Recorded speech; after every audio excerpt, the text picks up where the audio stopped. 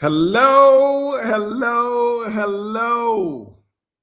It is all about the you.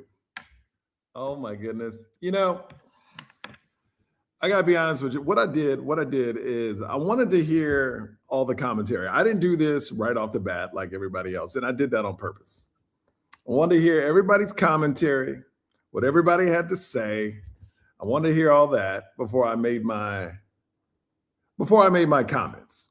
And as you can tell, as you know, a lot has gone on over the last couple of days for the Miami Hurricanes. And of course, I got to bring them on. Let me change my screen real quick so I can get this right. Let me put that up there right there. Show on stage. My man, Finesse Mitchell. Woo! Yes, sir. Man. Yes, sir. How's it feel? Bro, it feels good, but I've never had so many people tell me we're not going to win the game. This is crazy. But it feels good. I was about to talk about that. It's almost like they all got the same sheet of paper and they were like, hey, this is your script and this is what we're going to read. Because honestly, you know what this is? This is the exact same thing they did with OSU. Yeah, and they're saying the exact same things too. Miami has the advantage on the line of scrimmage, defense and offense. But we think this team is just better. Like that, they don't tell you why they think they're better. It's just like, oh, because they're coached well. All right, I get it. But man, we're gonna do our predictions later on. But it's just amazing how the press, excluding Josh Pate, he picked Miami. But all the other people are basically reading the same script. We think Miami's more talented, but Indiana's going to win.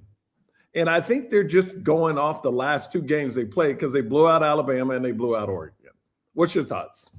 I mean, I literally are having people text me all weekend, bro. Like, congrats.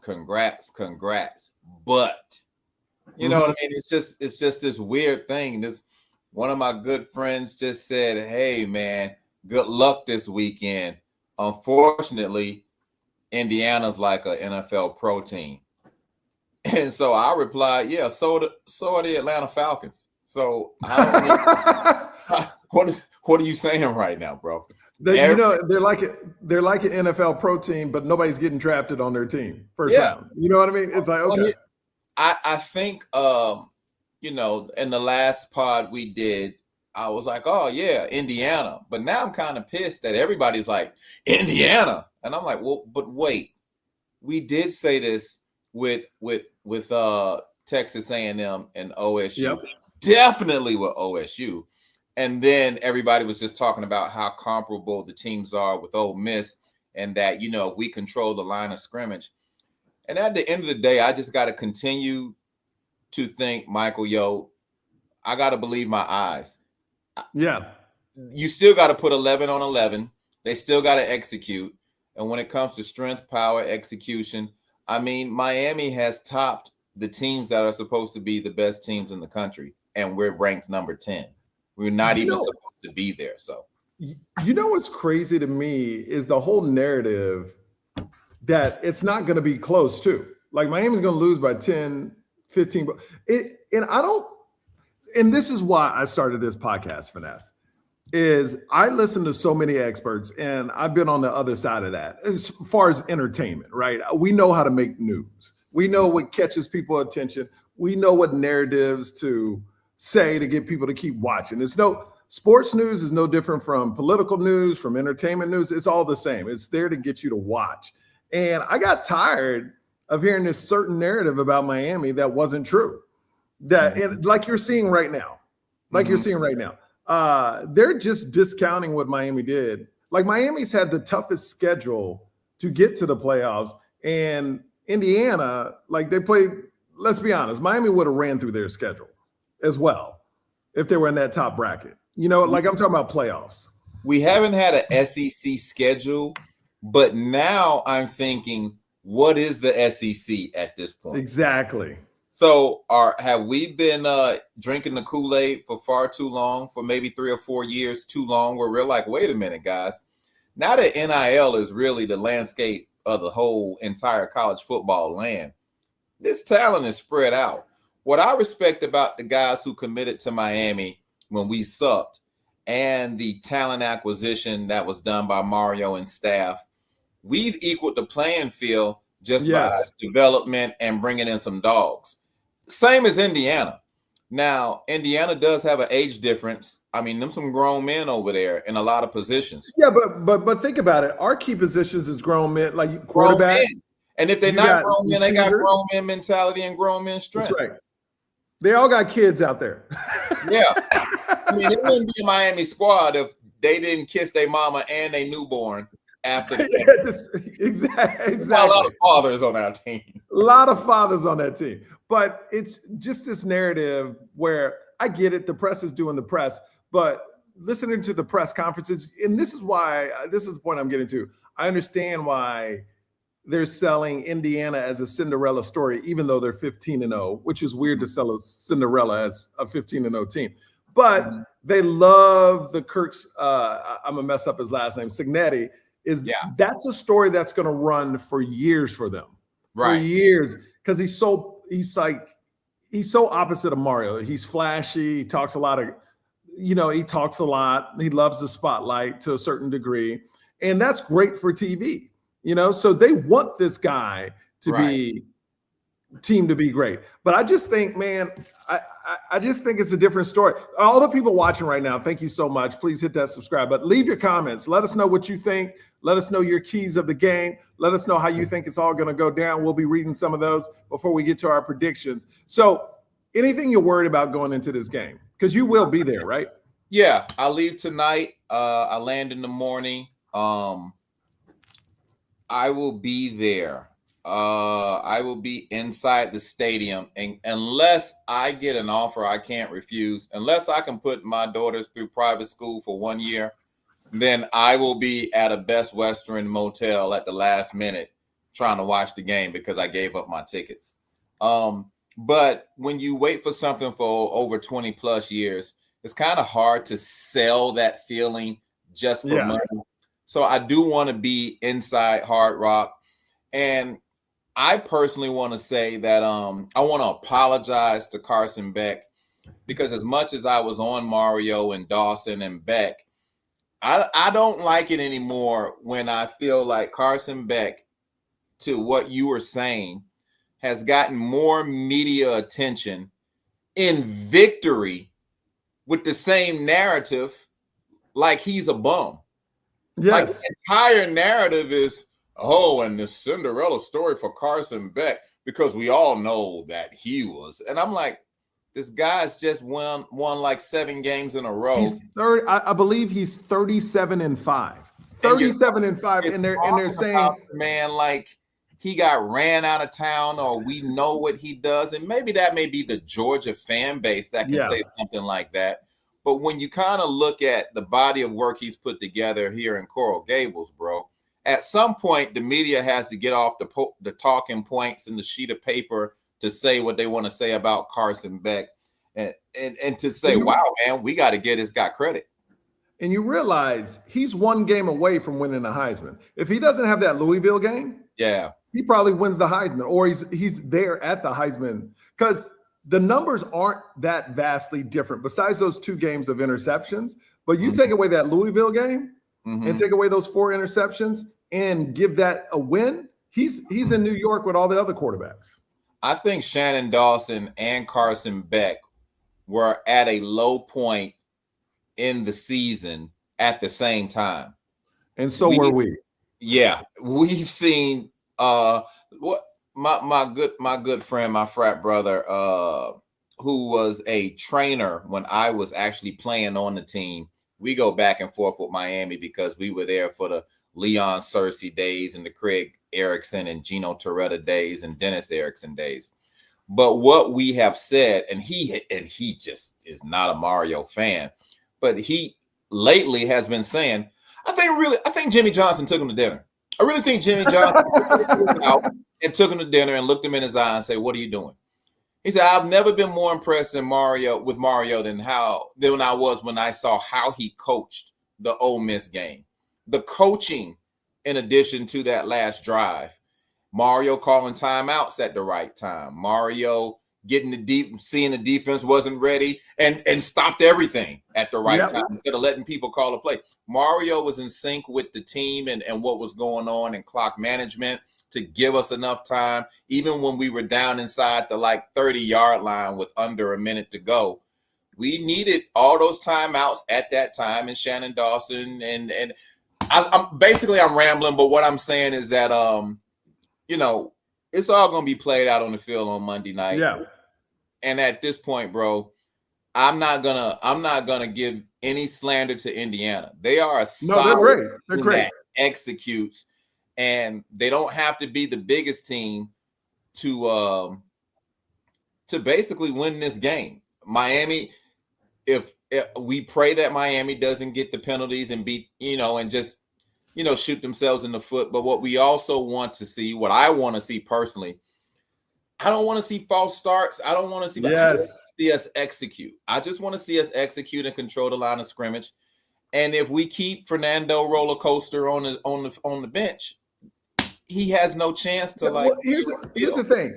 If we do what we normally do, we're going to be fine. Yeah. I mean, literally, I think that's the thing with the press. They're making too big of a deal.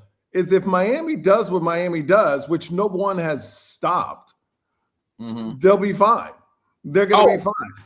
My boy did say, reach out to Damian Lewis, because I think I can. Lou doesn't get enough credit. He does not get enough credit. Reach out to him. I think I can send him a text message. It's Saturday, so we got time. I'm just going to say congratulations, big dog, blah, blah, blah. Let the boys eat. But what we both noticed in this on this phone conversation was that our D tackles do not put their hands up if they cannot get to the quarterback. And he did notice that with Ole Miss tipping balls and causing interceptions, and a lot of D lines, Oklahoma, we study different D lines because, of course, we play defense. But he's like, yo, man, do you ever notice how Moulton and Justin Scott, who's like 6'4", 6'5", and all these guys, they never put their hands up in the middle. That's true. That's true. So, I wonder, is that a thing where that's not coached, or because Oklahoma, I remember watching them when they played in their bowl game. Even the announcer said, if you can't get to the quarterback, Oklahoma is taught, if you can't get to the quarterback, you put your hands up. Well, you're right. Like Miami, I think it's not remembered. I think it's not something you say as they're running out onto the field. One of these last, but the difference is Oklahoma has coached that. Like, that's something they coach that. And I just think it's not remembered when it comes to our D. We haven't really seen it all year, right? We haven't seen Blay with his hands up. Not really. We praying that Blay just, as soon as they hike the ball, he say 1,000, then he go. Because I'm starting to think Blay is a little slow, and I don't want to talk about nobody's kids.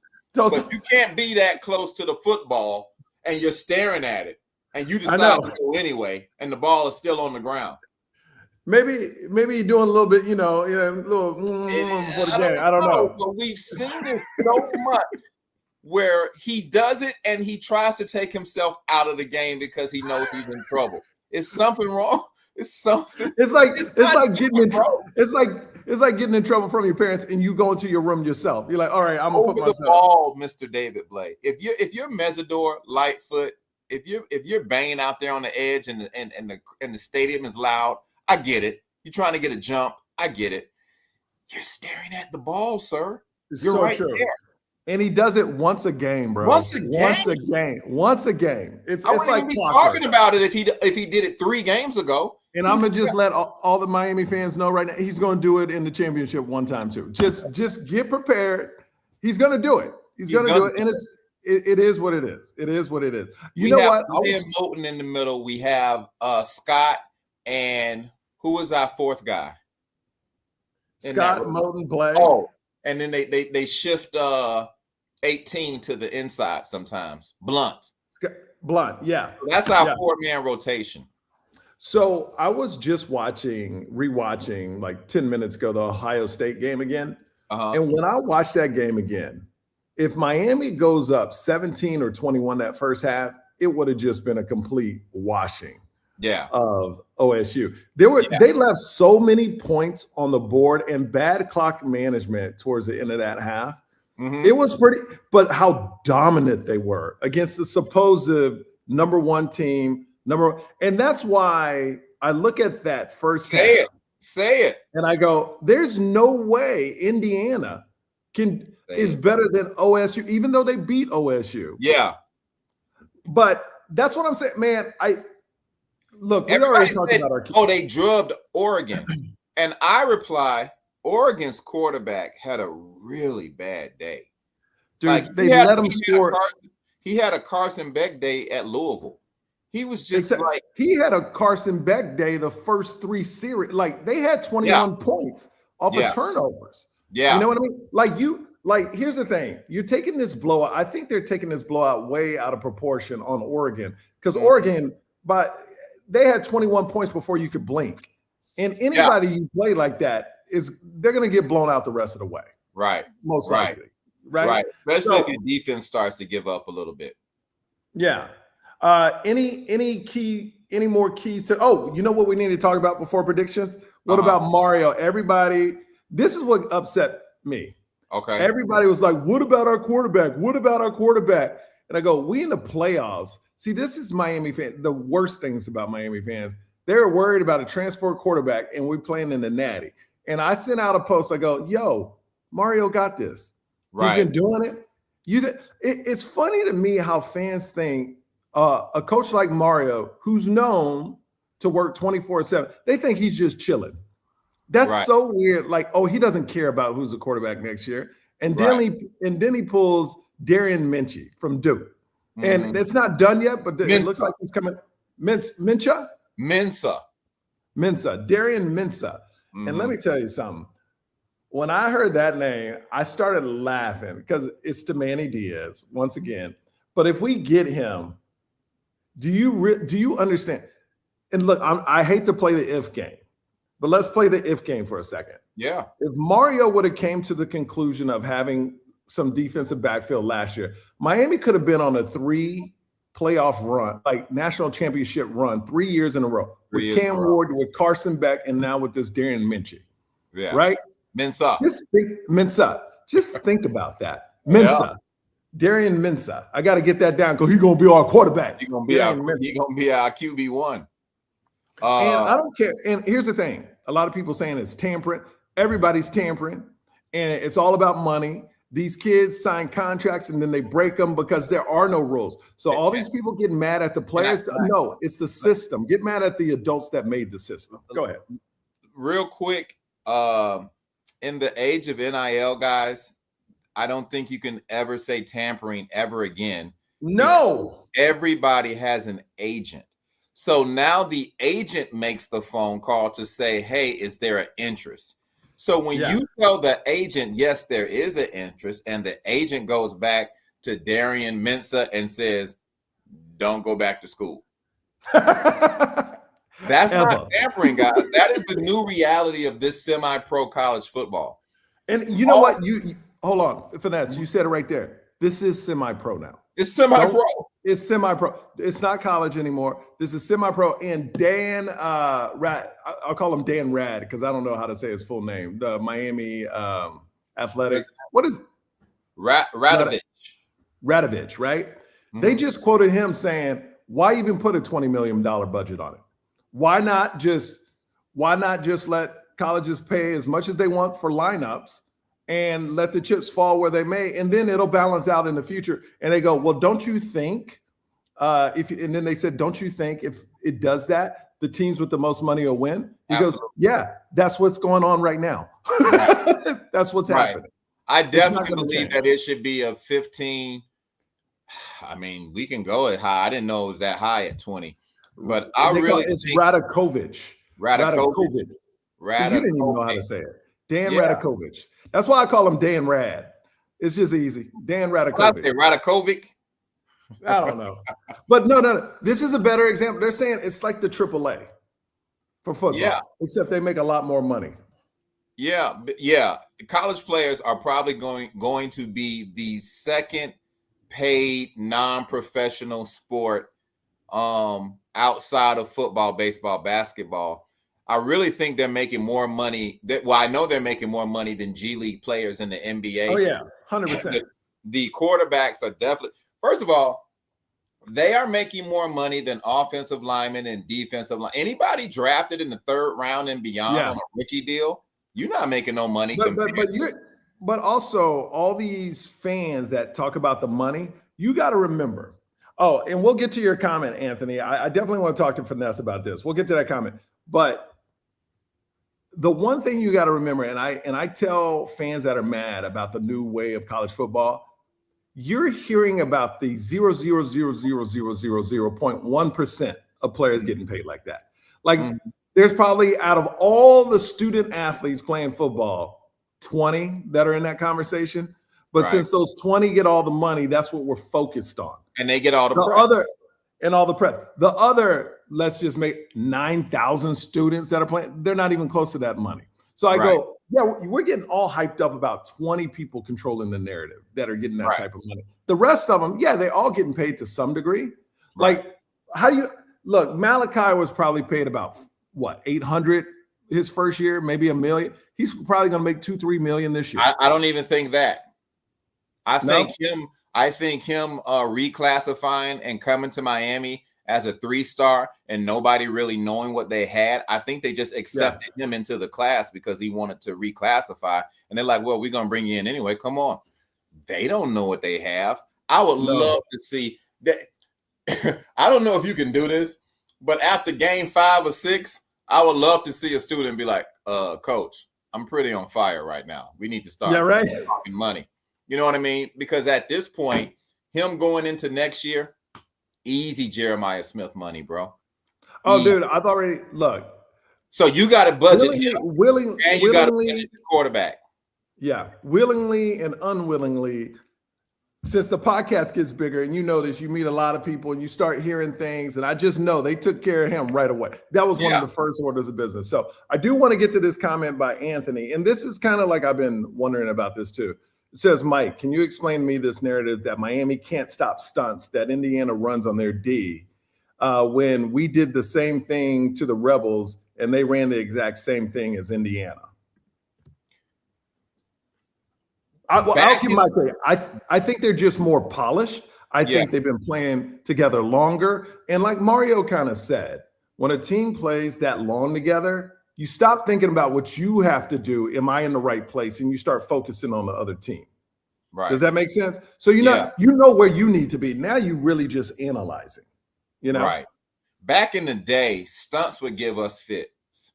I used to hate playing Clemson because when one dude loops to the inside and the other dude loops to the outside, it's like our O-line didn't know what was happening every single time. But I have seen every type of pass rush, including blitzes, all season long. And when I tell you this Mirabel and Mario Cristobal are the real deal, this O-line is 1,000%. Mirabel. If you listen to this show, just know we don't know names. We just know when we gonna win. Mirabal and Cristobal, them two guys, man, in addition to our running backs coach, his name is, I can't remember it. It's night and day the way we pick up blitzes. It's night and day the way we pick up stunts. And like I've been telling Michael, and he's been in agreement, Markel Bell and Maui Noah is just that damn good, people. I don't know a team in college that have those two bookends that just totally neutralizes or erases the narrative that somebody's coming around that corner against Miami. We get coverage sacks because our routes are kind of but outside of coverage sacks, them guys not letting Carson get blindsided and killed. Can I tell you? Oh, go ahead.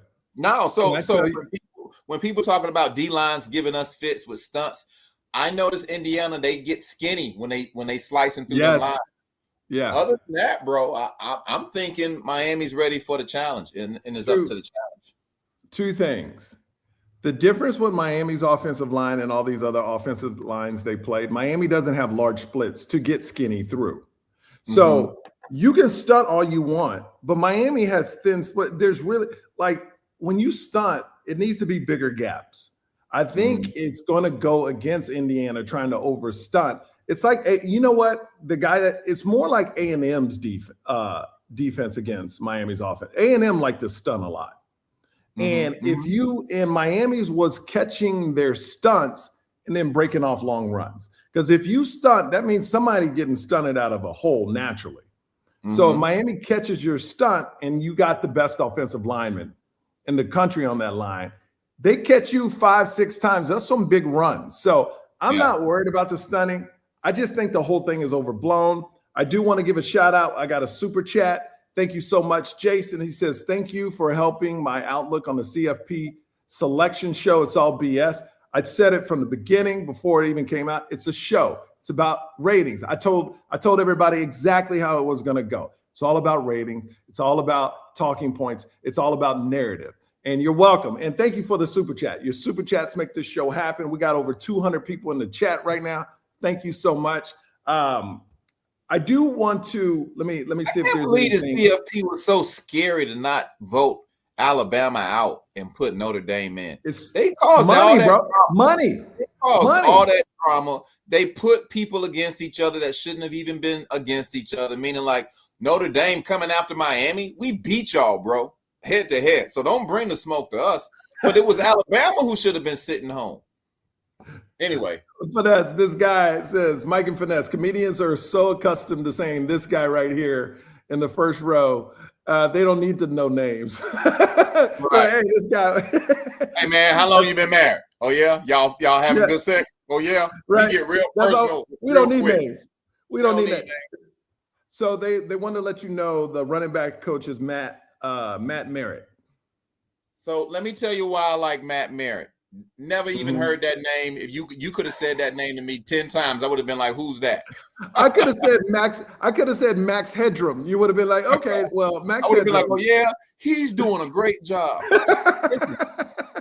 There was a shift past Syracuse because Pringle had a phenomenal game at the Syracuse game. Yes. But I don't know what happened, but I don't know if Shamar Brown and Mark Fletcher taped him to the goalpost and said, look, kid, we finishing the season. But these two guys look just like the first 3 games. Yes, and we have carried that momentum and regained our identity running the ball into these playoff games, and nobody's been able to stop us. We haven't needed Carson Beck to throw for 300 yards. So, and the play calling has been better on Shannon Dawson's part to get the ball to the outside, and the vision has been better by Marty Brown and Mark Fletcher. Well, my narrative on this team always, who they play, ego gets you beat. Shannon Dawson and Mario are all about ego. You put 11 in. The turning point to me, the picture that summarizes the Miami Hurricanes change was that picture that went viral of 11 in the box against SMU, and they run it up the middle. I think that, as well as Carson filling down that game, Shannon filling down, somebody talking to Mario saying, you got to change. You can't do this. Ego will get you beat. I know you want to run the ball, but you got to be smart about it. To me, SMU was a blessing. Yeah. Running that ball with 11 people in the box and not getting it changed the whole narrative. Because let's be honest, I think if they beat SMU, they're not in this championship today. Because nothing would have changed. Nothing would have changed, not like it did. I really believe that. I really believe that. All right, here we go. Let's get some saying. Let's see what people got to say before we get out of here. All right. Oh, you know what? Everything pops with Pringles. Let me tell you, watching that Ohio State game again, he was this close to busting a couple runs. Because they put him in. I mean, and it's true. Mark Fletcher, Marty Brown, powerful backs. But, man, when that dude got in, he was one step away from breaking. And he looked so fast. Now, I do want to admit one thing I was wrong about. and this is from last year. Me and you would get heated about it, and we agree. AJ Allen. Yeah. Now, as I see how these running backs block, I understand that. I'm like, okay, if AJ Allen couldn't bring that level, because I saw Pringle get blown up in that OSU game trying to block. If there is it's a different animal. It's a different animal. If there is a pass play that we need to have, if it's 3rd and 8, 3rd and 7, 3rd and 6, and we're about to pass for 10 yards to get this first down, and we're about to pass, and Pringle is in the game, if you're not throwing him the ball in the flat, he shouldn't be in the game. No. That is a personnel problem, and that is on the offensive coordinator for putting that kid in the game because he is too little to handle a blitzing linebacker. When Motorray goes up the middle and blows up these huge running backs, those dudes are huge he's running over. So imagine 18-year-old Pringle. Let me real quick before we get to predictions. I don't want to see the Mally Cat. If he's not going to throw the ball, there ain't no reason for Malachi Tony to take a snap and run to the left or to the right. No, we don't need it anymore. That's a wasted play. So don't do that. And also defensively, I want to say, I think it is imperative, bro. I know how to beat Miami. I ain't going to say it before the game, but I already know. Yeah, we both know. We all know how to beat Miami. So I will just say this. It is imperative that our safeties have a good game, not just bringing the wood and making a tackle, but Fernando Mimosa, that boy's so accurate, and he throws down he has 2 tight ends. I ain't even got to his wide receivers. Yeah, them 2 tight ends. Oh man, that's money in the bank. Ain't nobody stopped that. We haven't been tested like that. So I just hope that we can control what's going up them seams, because that's how I feel like they can really do some damage. I feel the key to the game, like every game for Miami, you control the run. If you control their run and you can set them dogs loose, because here's to me, I think Fernando, and I'm going to say this without any knowledge, but I think there's a certain way you feel coming home, playing against the team you wanted to play in the national championship.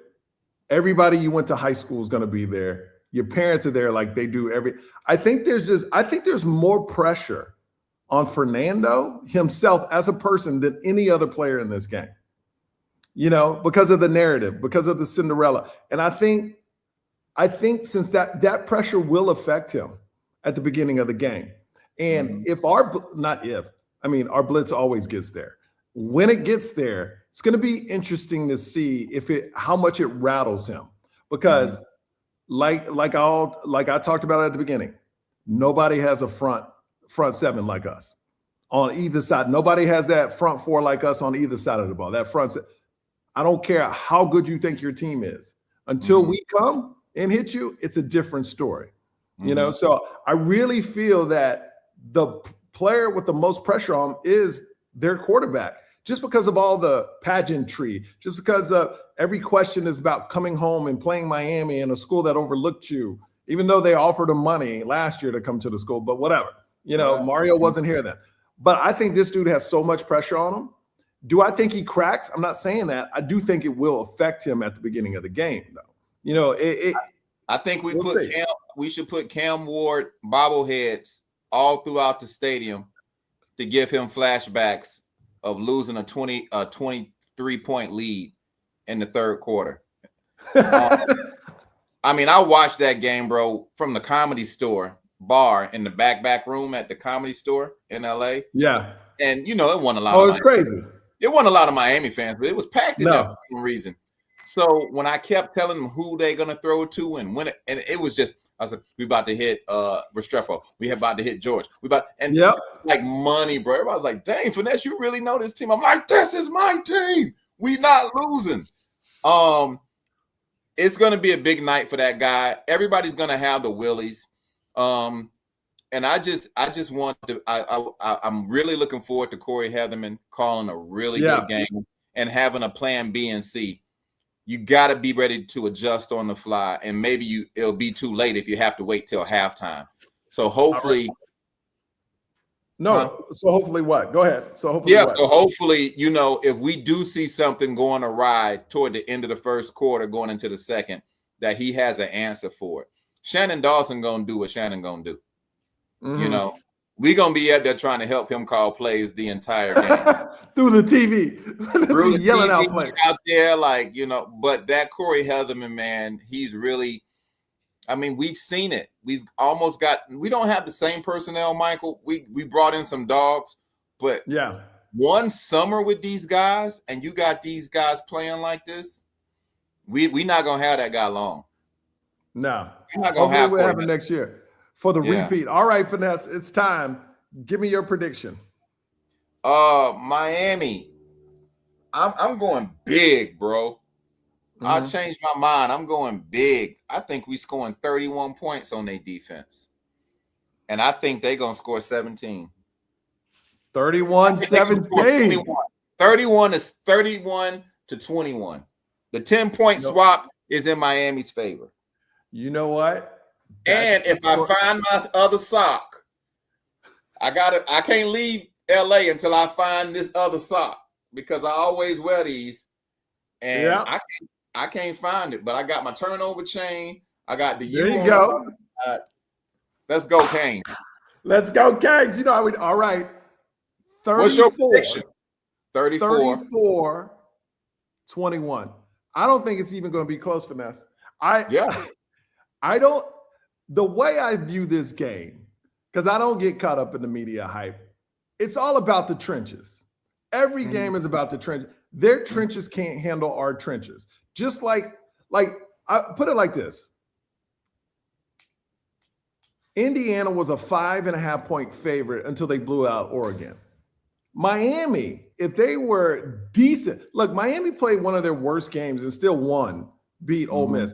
If they won that game by 14, 17 points, this line wouldn't be 8.5. Right. You know what I'm saying? This line would be like 4, 3 points. It'd be maybe a toss-up, Right. So my thing is, Miami has always been there. They slacked off in the middle. They were ranked number 2 in the country. So it's not like they weren't a good team. The media thought they were great. So I'm going Miami 34-21. I think it's not even close. I don't think it's a close game. And let me tell you, if at half, and I'll give you my halftime score right now. I think halftime score is going to be something like I think it'll be like a 14-10 game, Miami, or maybe Indiana 14-10. But regardless, Miami going to pull away. I say Miami 14-10 at half, and then they just start pouring it on. Because as you see, as Miami goes on, that offensive line starts wearing you down. That defense. I've been dealing with Bain and Messidor all game. I can't handle this. It does. Man, when they came back out of halftime, they went down the field effortlessly twice on Ole Miss and got no points.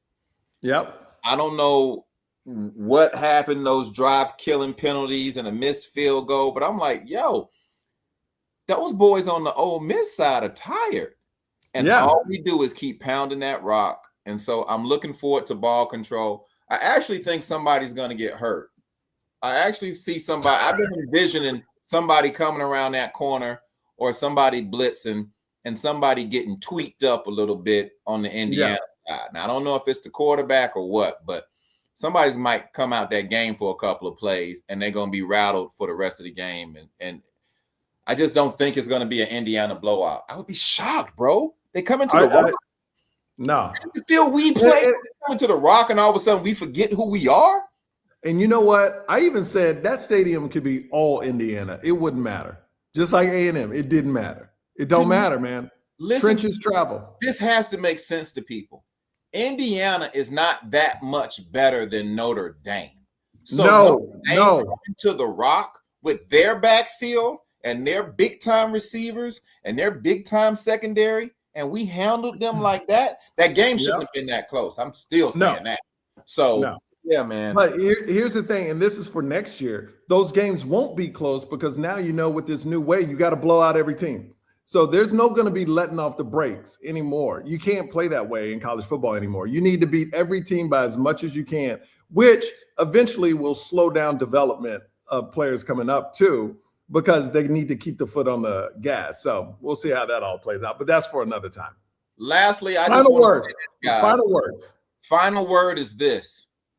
If Mario Cristobal and the athletic department gets Darren Minchie on campus, Is it Minchie? I know, but I'm trying to make you feel good. Okay. If we get this kid, he's way more accurate than Carson Beck, bro.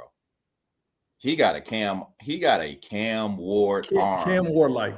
He's not a big guy, but he's smart and he is accurate. And that O-line ain't gonna get worse. Our O-line is gonna get better. Well, they about to get Seaton maybe and some. Oh, it's about to be nasty. So yeah, lace your boots up Monday night. Lace them up. Lace them up. The Canes are gonna shock the world one way or the other. Because it's always all about the U, baby. And my final words. If we win, we win. That's right. And my final words is to all the people watching the show, thank you so much. You're making my dreams come true with this show. You were stopping Finesse at the game saying you saw him on the podcast. That meant a lot. You stopped me everywhere saying you saw the podcast. It means so much. We do this for you. We love it. Finesse will be at the game. I've been out of the country for the last 8 days, so I'm going to go home. And big shout outs, man. Miami came through and offered me tickets. And I was like, you know what? I got to be with my family, when it comes down to it. So I've been gone for 8 days. I got to go home to my family. Yes, Finesse, I love my family. Yeah, but take the tickets, send them to me. We sell them. We send our kids through private school for another year. No, I'm not that person. So they charge you $500 to park your car there, bro. I know. It's so stupid. It's the most expensive national championship game ever. And what I do not like about this is that a lot of Miami's fan base, their situation.